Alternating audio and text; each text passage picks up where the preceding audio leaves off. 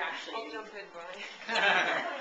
Amy actually is going to talk today, especially about the acquisition program, so I'm going to go real quick, because she did have some great ideas, and her presentation will be up on the website as well. So we'll get that out pretty soon, but she was unfortunately sick. So really, Amy's idea, she had 6 key ideas for helping out your acquisition program. One she called shoring up the baseline. And basically, what she recommends, scrutinize your exchange balances, and Lynn just said that. Really look for, there could be organizations now who are willing to exchange, surprise, surprise.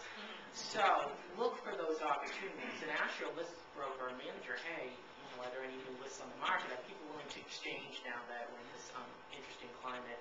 List negotiations, that's another thing you should bring up with your list consultant. People are a little bit more willing to negotiate on lists now, especially in this climate. So just explore those opportunities too. I have one client who really was able to move the needle on list exchanges. It's now going to be, instead of 60-40, it's going to be 70-30. So they'll be able to exchange 70% of their lists now. And they're really planning for that, and that has helped their acquisition. If you can bring the costs down, you can still hopefully maintain the same level of volume. Focus on the core. I guess what Amy's point here is, you know which lists work for you. You may have to focus on those. You may not be able to test as many lists as you thought you could. You may have to prioritize your list testing. Her second advice is look at your mail volume and frequency. One strategy a lot of nonprofits has tried is mailing your core list more frequently. So for example, if you have 4 appeals a year, maybe you change it to 5 or 6 appeals a year and only go to your best lists. And if you go to your best list 6 times, they may do just as well as the 4 times. And it's a way to explore and take out lists that don't perform as well. Also, opportunity months. Lynn just mentioned this. A couple of our clients did an August acquisition, which was kind of new to them, and it did very well. We don't know why.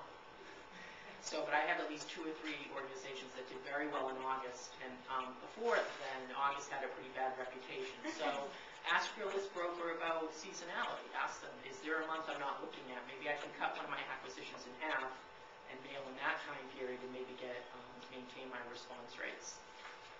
Our third piece of advice is exploring new list universes, and I know this is a tough one because I think people feel uncomfortable about testing lists.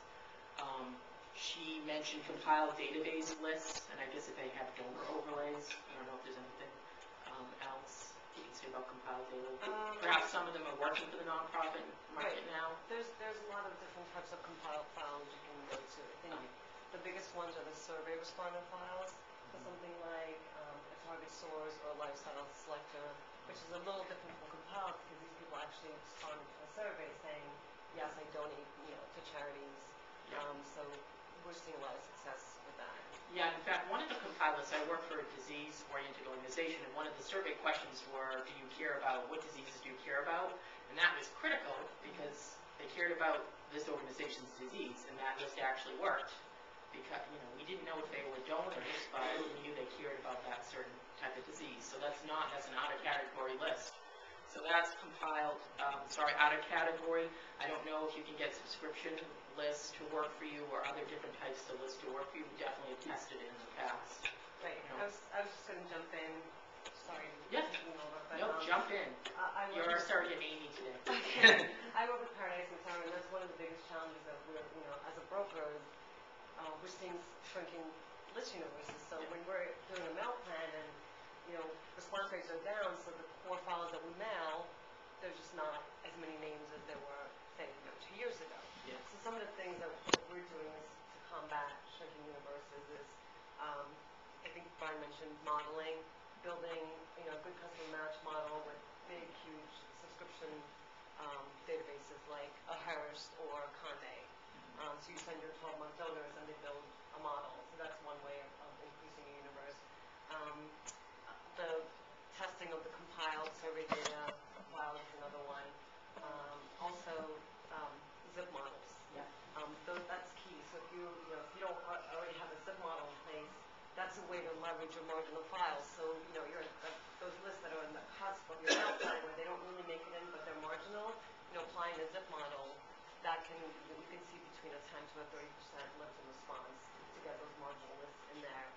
as well as building response models. I think Lynn touched on mailing your lapsed donors, going deeper, but also consider mailing or developing a model to get those lapsed donors. If you can, if you have a pool of like 100,000 lapsed donors that you're mailing in acquisition or considering mailing in acquisition, if you can get 20% of those lists of those names to respond and perform, that's increasing your universe. Also, list testing, I think what we see is when things are down, a lot of people, the first thing that they cut is testing a new list. And we're always pushing our clients, you've got to test, you've got to test. There's only so many new donor files that are out there. There are not a lot of new files that come on the market. So testing out of category, testing subscriber files, which have a lot of, enhancements, donate to charity. With the subscriber file files, we see that the average gift is so much higher than on a donor file, $30, $40. And typically response is not that strong, but again, if you have something like if you have a zip model, that can help your response rates. And then you talked about exchanging your file, but I know there's a lot of organizations that don't exchange their file at all. A lot of the small organizations, so there's a lot of lists that are exchange only that you don't have access to. Yeah. So if your organization doesn't exchange, consider going to the board and saying, hey, we should exchange, because I can significantly lower the cost of acquisition. Yeah, her fourth set of advice, and we jumped right into it, was modeling. Okay. So you just mentioned all the modeling. If we can't get some of these lists to work, can you develop some kind of models? And to be honest, a lot of modeling, most organizations who do models will actually help you with the model, and it will be free. Yes. And then when it starts working, then you start paying for it. So there's not a lot of upfront costs to start engaging people with models. Usually there's just a name commitment, but they're so negotiable that if it doesn't work for you, they'll go back and tweak it. Right, because they do want, obviously they want it to work, because they want to continue to work with you, but you definitely don't have to put the upfront cost in it. I mean, that's their job. Her fifth piece of advice is package to list, and I've seen this work. Co-controls.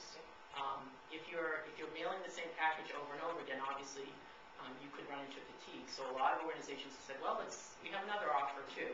It does just as well. Why don't I switch it up? If you mail multis, maybe you give them a different package. This has worked. Certain lists work well with certain types of packages. I mean, you really have to crunch the numbers, but it is another way to keep your response rates a little bit higher by having more than one or two packages working for you. Right. And then one other thing I wanted to mention, and you kind of touched on it, is looking at your mail plan and if you're omitting your last campaign on your best list, if you have your top 10 tier list, you might want to consider reusing those names again, because again, if you're going to reuse, you hit them last month and you're hitting your best list again the next month, you're going to probably see a 20% hit or 30% hit response, but it's still going to be better than the lists that are at the bottom of your plan. And then just kind of looking at, we go back to lists that were mailed 5 years ago, and we've never mailed it again because it was marginal and didn't make it in, but the response rates were very different 5 years ago, so we're constantly looking at things that were mailed a long time ago to see if we can somehow reactivate those names. Yeah, and Amy's last piece of advice was LTV, and basically what she was saying is, if you do know the long-term value of your lists, and I know there's a lot of work to get there, don't stop, keep those lists in your mail plan. I mean, it's critical that you get a high-value donor, so try to look at the long-term as well in addition to the short-term, and if you're making decisions about, I have to cut another 3,000 or 4,000 off this plan, don't pick the high LTV list, because later on you'll regret it. Right. So those were her 6 key pieces of advice. Thanks, folks.